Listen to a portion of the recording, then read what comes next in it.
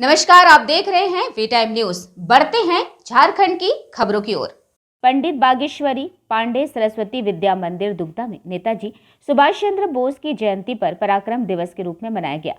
विद्यालय के भैया बहनों आचार्यों ने नगर भ्रमण करते हुए नेताजी के दिए गए नारों के साथ देशभक्ति का परिचय दिया।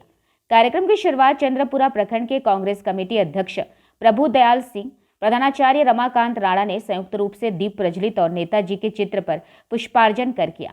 मंच संचालन समारोह के मुख्य अतिथि चंद्रपुरा कांग्रेस कमेटी अध्यक्ष प्रभुदयाल सिंह ने कहा कि नेताजी एक प्रेरणा थे। उनके राष्ट्रभक्ति को सभी को आत्मसात करने की जरूरत है। कहा कि नेताजी ने देश को आजाद कराने में अहम भूमिका निभाई थी।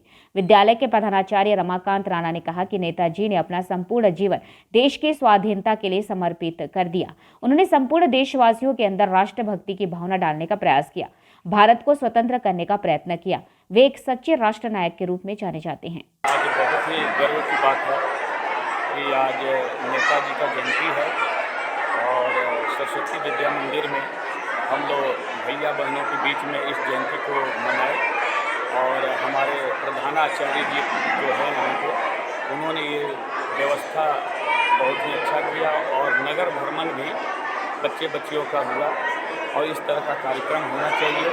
इससे हमारे इस देश में और हमारे बच्चों में अच्छा प्रेरणा देने का काम करता है और हम विश्वास करते हैं कि इस तरह का कार्यक्रम से हमारा देश बहुत ही आगे बढ़ेगा और नए जोश के साथ हमें लगता है कि आने वाला समय और ये स्वर्णीय होगा। आज का दिन बहुत ही पवित्र दिवस, हमारे महान विभूति नेता सुभाष चंद्र बोस जी की आज जयंती है। इनका जन्म 23 जनवरी 1897 को उड़ीसा के कटक में हुआ था। बचपन से मेधावी छात्र, प्रतिभावान छात्र रहे, लेकिन उनमें एक राष्ट्रवादी की भावना कूट कर भरी हुई थी। इसी को ध्यान में रखते हुए नेताजी ने बचपन से ही अपने आप को आज़ाद महसूस करने लगे थे। इसी क्रम में उनकी पढ़ाई लिखाई तो कलकत्ता से हुई।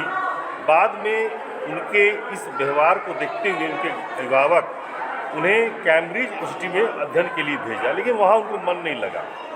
फिर वे वापस भारत आ गए।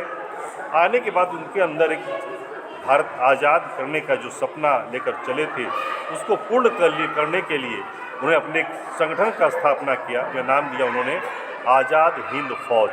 और आज़ाद हिंद फौज की स्थापना के बाद उन्होंने दिन प्रतिदिन भारत कैसे आज़ाद हो, इसी चिंतन पर लगे रहे। उन्होंने 3 महत्वपूर्ण नारा दिया: जय हिंद, तुम मुझे खून दो, मैं तुम्हें आज़ादी दूंगा, दिल्ली चलो। और धीरे धीरे उन्होंने भारत आज़ादी की ओर अग्रसर बढ़ते चले गए। वी टाइम न्यूज के लिए चंद्रपुरा से मनमीत महतो की रिपोर्ट।